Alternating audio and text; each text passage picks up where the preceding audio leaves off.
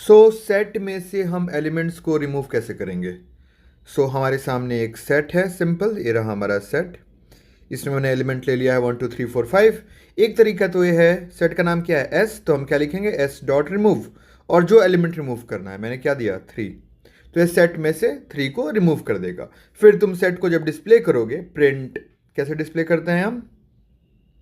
Print और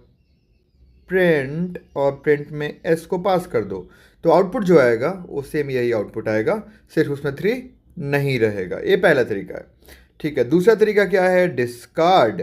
अब discard और रिमूव में अंतर क्या है? अंतर ये है दोस्त कि जैसे यहाँ पे तुमने लिखा एस डॉट रिमूव 3, अगर 3 सेट में मान लो है ही नहीं तो रिमूव क्या करेगा? एरर दे देगा। लेकिन डिस्कार्ड के साथ क्या फायदा है? जैसे यहां देखो मैंने क्या लिखा है, एस डॉट डिस्कार्ड, और क्या पास किया? 10 तो हमारे सेट में नहीं है। यहां पे एरर जनरेट नहीं होगा, डिस्कार्ड कोई एरर जनरेट नहीं करेगा। बोलेगा अच्छा एलिमेंट नहीं है, ठीक है कोई बात नहीं, नहीं है तो ठीक ही, अच्छी बात है। लेकिन रिमूव रहता तो एरर जनरेट कर देता, राइट। तो देखो वही यहां पे लिखा हुआ है कि remove the elements x does not raise an error if x is not present. X का मतलब है 10 की बात हो रही है, ठीक है। आई होप समझ में आ गया। अगला तरीका क्या है? पॉप। पॉप क्या करता है? हमारे सेट का लास्ट एलिमेंट रिमूव करके रिटर्न कर देगा। तो भाई जब रिटर्न करेगा तो एक वेरिएबल में स्टोर करना पड़ेगा ना।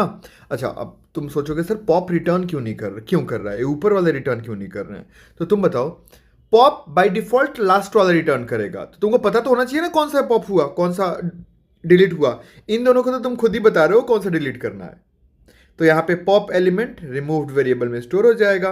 फिर अगर तुम रिमूव्ड को डिस्प्ले करोगे तो जो भी एलिमेंट पॉप हुआ है जो लास्ट में था तुम्हें दिख जाएगा।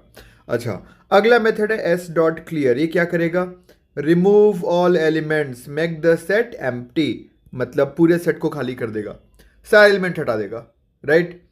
अगर इसके बाद तुम लिखते हो प्रिंट, और प्रिंट में तुमने लिखा एस, तो आउटपुट कुछ ऐसा आएगा, करली ब्रेसेस ओपन क्लोज, एक blank set, empty set, right. Fine.